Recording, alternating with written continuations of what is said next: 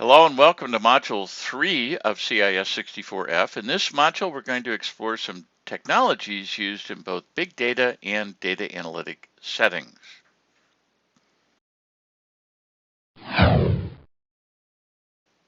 Before diving into this module, it would be to your benefit to review the assigned readings from the prior module, as familiarity with these 6 concepts will be beneficial to you.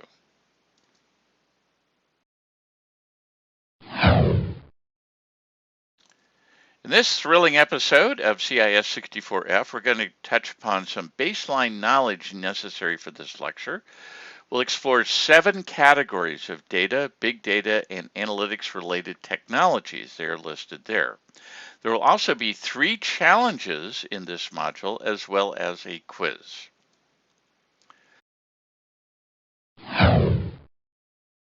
As you begin Module 030, it would be to your benefit to know about computer file systems and storage. Also, ideally, about database systems and how they work in conjunction with file systems and storage.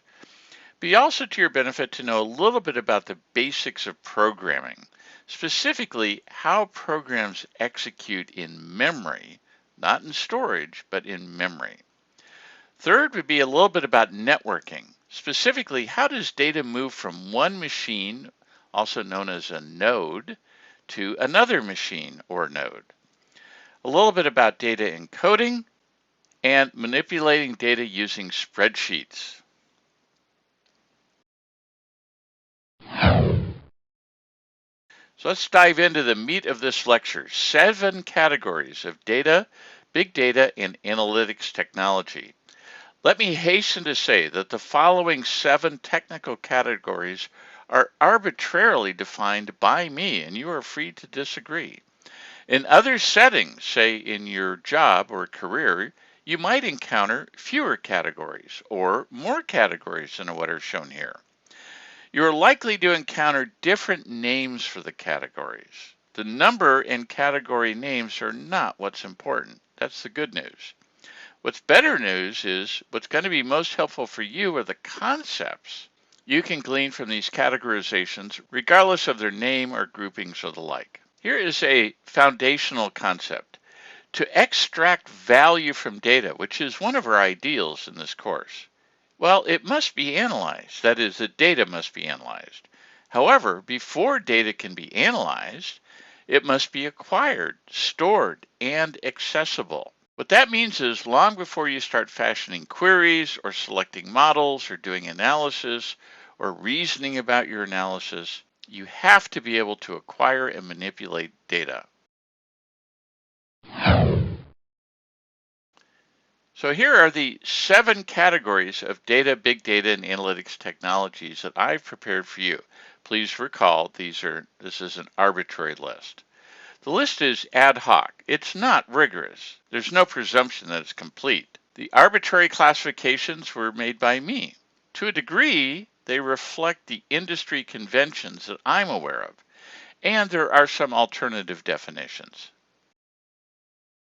The 7 are data representation. There are technologies used to represent data. We'll have a challenge on one of those fairly shortly.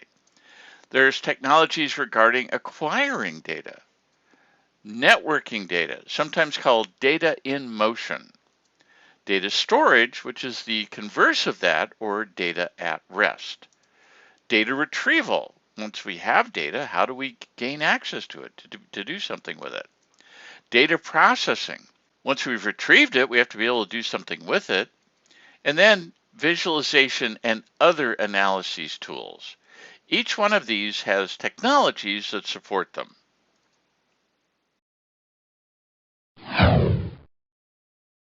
Number 1, data representation. What is data representation? Well, consider the English characters uppercase A and lowercase a. You might agree they are similar, yet they are not identical. So what must happen throughout a digital environment, for example, computers, networks, data storage, to ensure that a capitalized A and a lowercase a always retain their meaning? That is, one remains capitalized, the other remains lowercase. How can the letter capital A or lowercase a be rendered the same regardless of the machine being used? Does it really matter if it's on a Dell computer, an HP, an Apple iMac, an iPhone, an Apple Watch, or anything like that? How about regardless of operating system?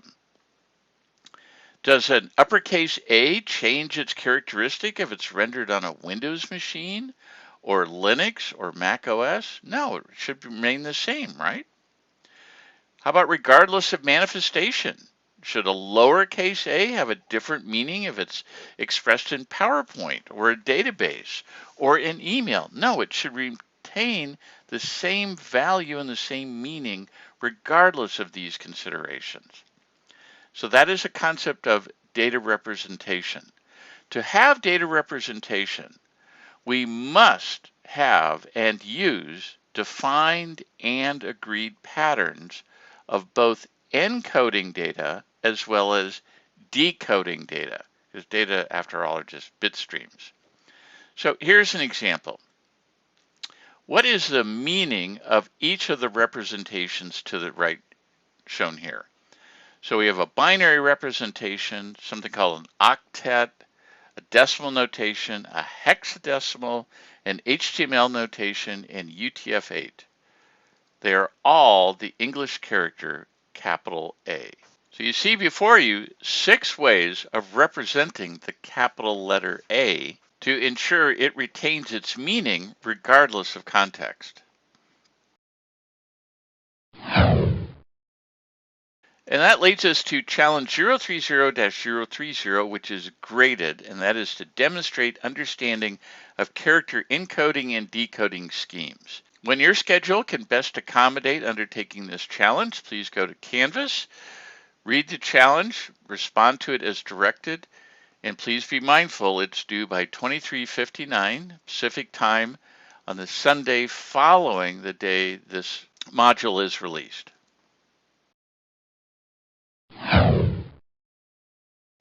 Number 2, data acquisition.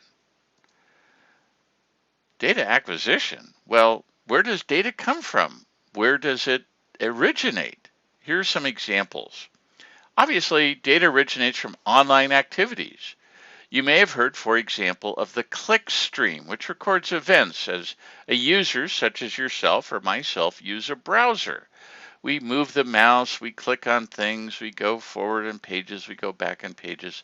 All of those events, as they're known as, go into what is called the click stream, and the click stream can be acquired and stored in a server somewhere. Another type of online activity, of course, are transactions. For example, a purchase, or maybe you filled out a form in exchange for a PDF or a white paper or something like that. Another type of example includes sensors, for example, a temperature sensor or a control system. Cell phone sites have many sensors built into them for various functions, each of which is streaming data constantly somewhere into the network. Transcription. Do you know that there are online services in the cloud today that can transcribe voice to text and text to voice? We can scan documents. There's media, video, and audio, and those are just a few of the many, many ways we can acquire data.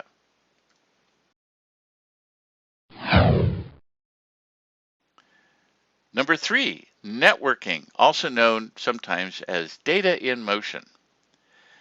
So how does data move? Note the possibility of encodings and possibly decodings at each stage of the following remarks.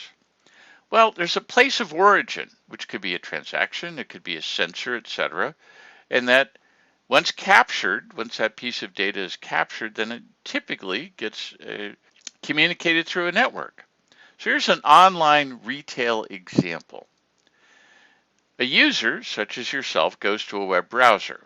Through a network connection, possibly Wi-Fi or Ethernet, then into a broadband connection, through an ISP, Internet Service Provider, across the Internet backbone, you talk to a merchant's ISP, which in turn sends that traffic through their broadband connection into their servers, which might include load balancers or a computer or a web server or something like that, within which it gets processed.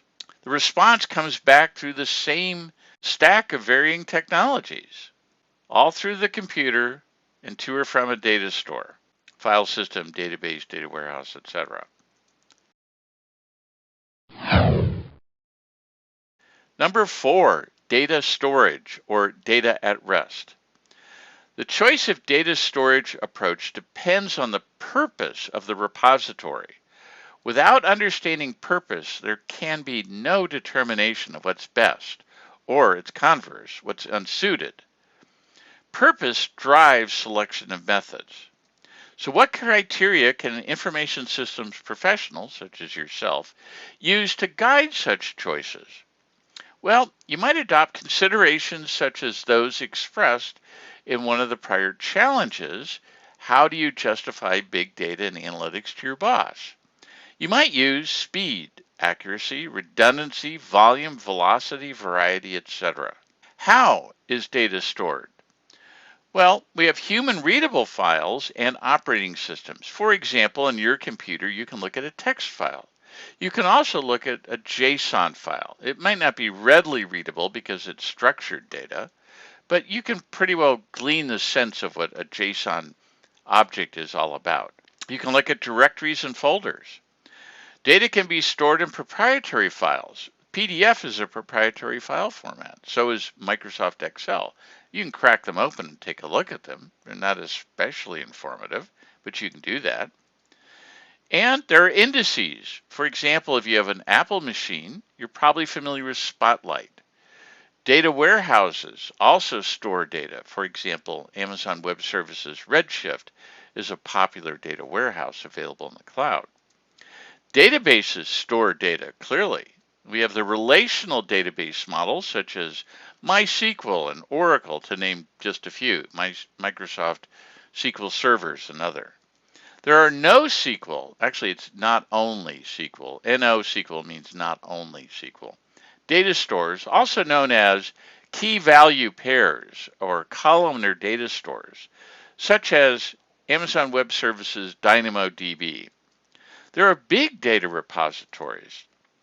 There are big data file systems such as HDFS, which you'll be challenged to learn a little bit more about in just a few moments.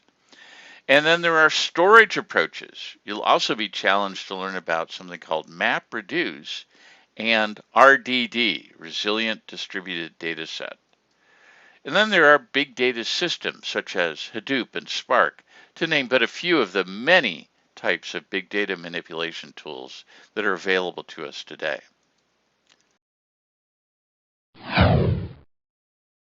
Number 5, data retrieval.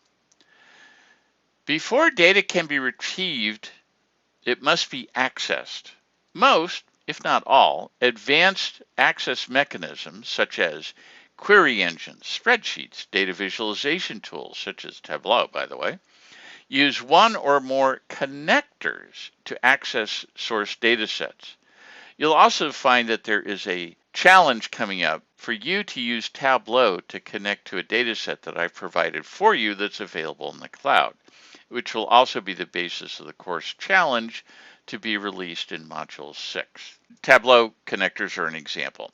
But even operating system primitives have to open a flat file. Here's an example of a piece of code written in a language called Python that opens through the operating system primitives a file named client source logs.txt and then reads it into the Python program for subsequent processing. So the concept of connectors can be explicitly stated. For example, in Tableau, it's called a connector.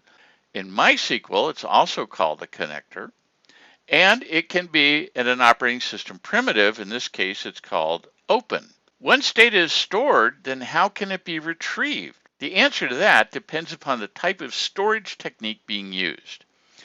For example, human readable files and operating system file systems We can use primitives such as the open and the read function that are built into most operating systems, such as Windows, Mac OS, Linux, and the like. Databases, we typically access data via queries.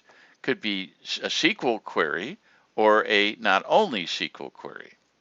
Data warehouses use pretty much the same thing, SQL or NoSQL. Hadoop Spark provides specialized query languages.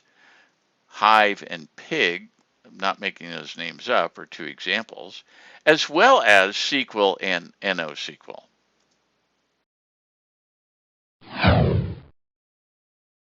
Number 6, data processing. How is big data processed, or for that matter, any data processed? Unlike my prior general remarks, these comments are specific to big data.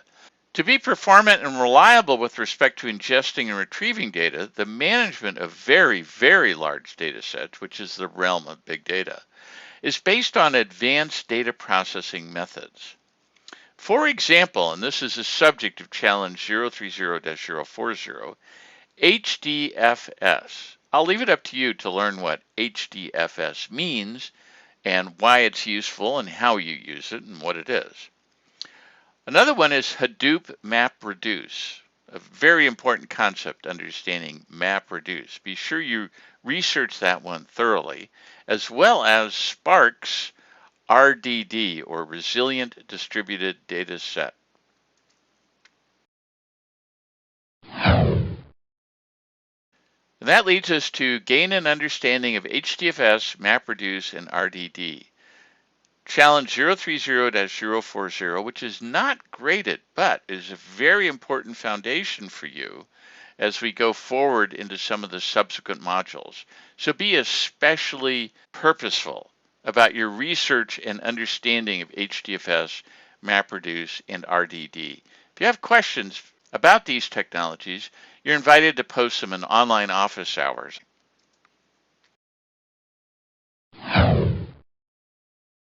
And number 7 of 7, data visualization and other analysis.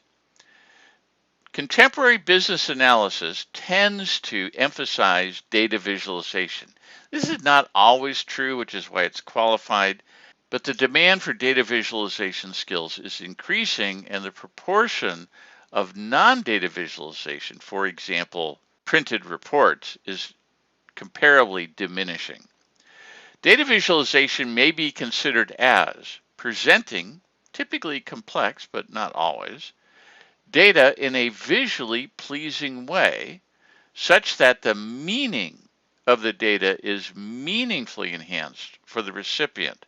That is, the story you, the analyst, are trying to tell about that data is quite clear, that the data visualization supplements and enhances the story, does not impede it. Data visualization and other forms of analysis can be conducted using such tools as, in a very simple case, Microsoft Excel. You can present a table of data. You can do charts with Excel, as you can with Apple Numbers, Google Sheets, and the like. You can use query-oriented approaches. For example, there's a tool called MySQL Workbench, which works hand in glove with MySQL datasets, and you can do a lot of tabular manipulation using MySQL Workbench, as well as a tool called Data Grip and another called Oracle SQL Developer, and again, there are many other tools. Visualization-oriented tools, well, you're becoming familiar with Tableau. There are also other tools, for example, SAP Lumira, Microsoft BI Enterprise, and many, many more. And that leads us to Challenge 030-050, which is graded, and that is for you to connect Tableau to an AWS MySQL data store and execute an extremely simple query. Details are to follow. I will show you pretty much exactly what to do.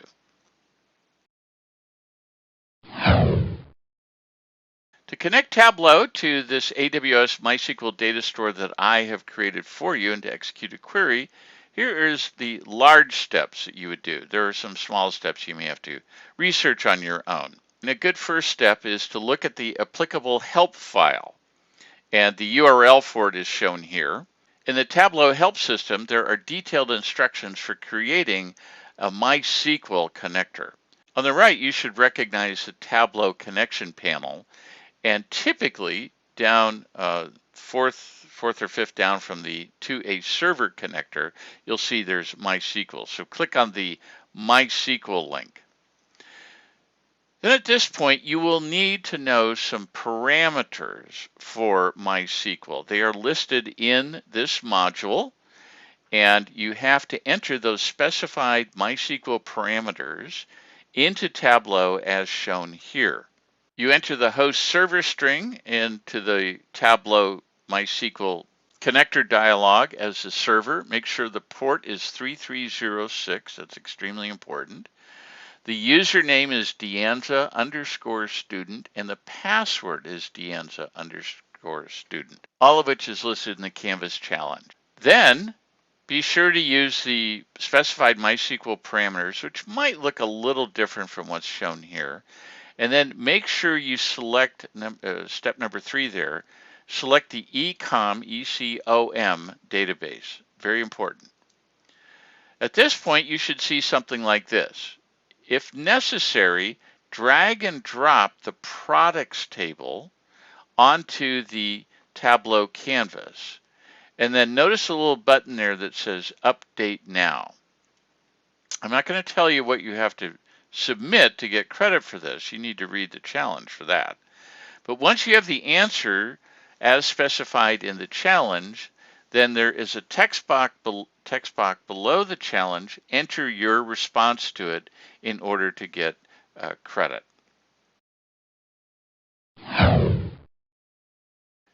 As we come towards the end of this particular module, be sure to complete quiz 030-060 on a timely basis.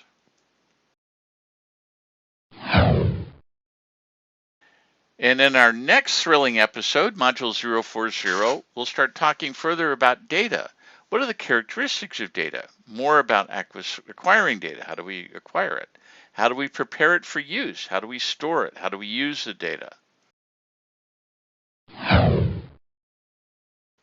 And that completes this module. Be sure to join us for online office hours and get your credit by asking meaningful questions, comments, or discussions during online office hours. And until then, we are adjourned.